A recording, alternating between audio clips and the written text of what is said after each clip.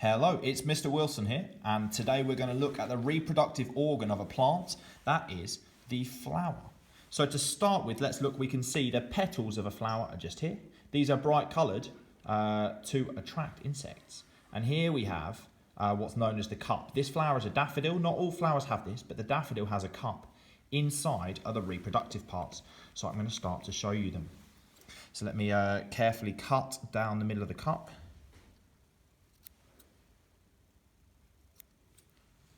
So we can see what's inside it. Here we go, look at that, brilliant.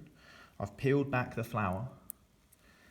Now, a flower is not like the reproductive organ of people. It has both male and female parts in it. So firstly, these bits here, in fact I'll point at them with my dissecting pin. This just here is called the stamen. This is the male reproductive organ. So this has got this the stem here that holds it on is called the filament, and this bit here at the end is the anther. The anther, if we look really close, if I can get it to focus, the anther has got little bits of pollen on it. Now pollen is the male gamete of the flower. That means it's the male sex cell that carries the DNA for reproduction. So again, the male part is this sticking out here. It's called the stamen. The stick that the bit that holds it up is called the filament. On the end we have the anther, and the anther produces pollen, which is the male sex cell.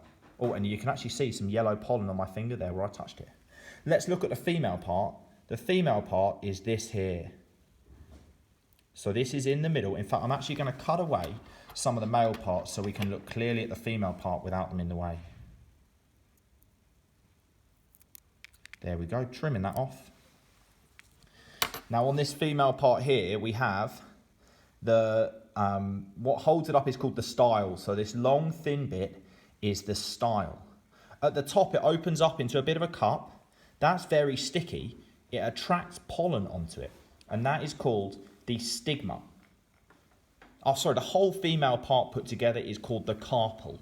So we have the carpel with the stigma on top that pollen can stick to, with the style that holds up the stigma. And now I'm going to go even more down to the bottom. And at the very bottom of the carpel, the female part, we should find in here the ovary. So it's called the ovary just like it is on a human. Let's see if we can get right down to the bottom of the carpel. In here, we will find the ovary. Now the ovary contains the ovules, which are the female reproductive cells of the flower. So the pollen, which is the male reproductive cell, joins with the ovule, which is the female reproductive cell, to form a new cell to make a new plant. Let's have a look inside. Here we go. Very, very small, this flower. I could have done with a bigger flower. So in here we can see we've got some seeds.